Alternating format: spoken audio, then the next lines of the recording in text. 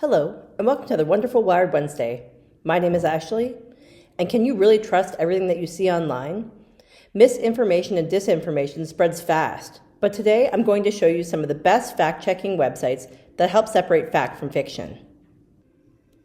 Let's talk about some of the websites you can use. First up is AFP Fact Check. There's a Canadian version of this. You go to the website, factcheck.afp.com, and then there's a Canadian part. You click on the Canadian part of the website and it brings you to this. And going down, you can see here, there's a lot of false information that they've actually started to debunk. So you can go through, you can click on things, you can read it. You can just see here that tells you certain things are wrong. You can click on it to see more. You can go to see more and you can go down the page and you can see all the things that are claims that have been either misrepresented or they're just plain out lies. So you can go through and take a look at that. So before we go and we share things on Facebook or on, Instagram or any place we're sharing things, come to these sites and take a look first and see. If the information here says it's false, it is false. This is an unbiased fact-checking system. They are just telling you what actually is real and what is not. You can go down, there's even different top news you can click from, regions, topics, and then US politics, and it keeps on going across there as well. Next up is Snopes. Snopes is a tried, tested, and true fact-checking site. It's been around for a really long time. You can go through, you can submit a rumor if you hear something that you think is wrong, and they'll check it for you as well. You can go to fact checks. So if we go up here to fact checks, you can go down and it will tell you certain things are wrong, certain things are right, and it just kind of tells you straight up how it is. And for any one of these, you can read more. Next up, PolitiFact. PolitiFact is great in the sense that it actually tackles things on Facebook and Instagram, Threads, etc. And you can go through here and you can actually just see it quickly. Some of the tweets that have been posted, Threads posts, Facebook posts.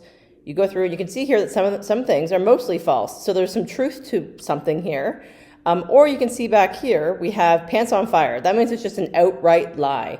So someone has posted this either maliciously or not maliciously. That's the difference between disinformation and misinformation.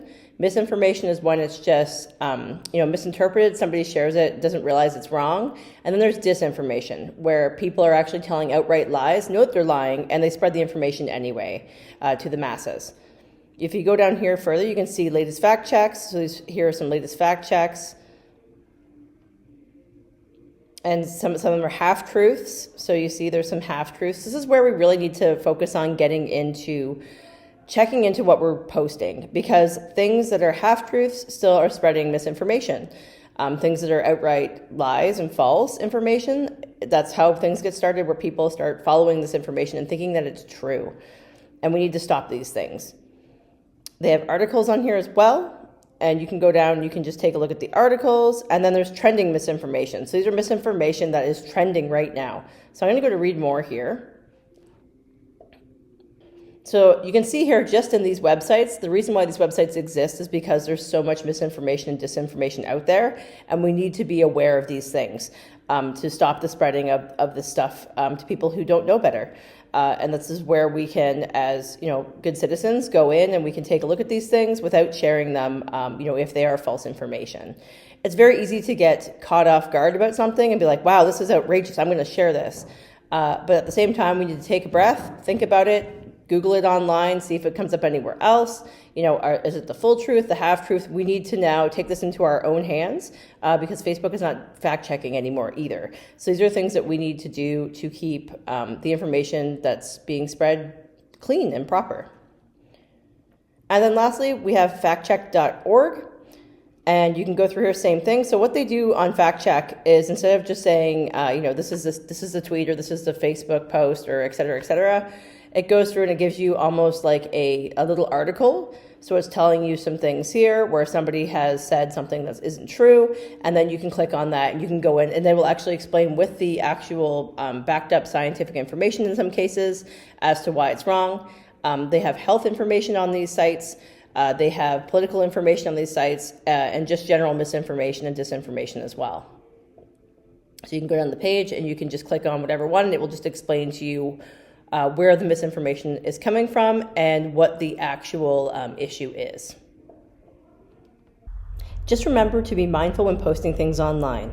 What you think may be fact may be fiction. Thanks for tuning in. See you next week.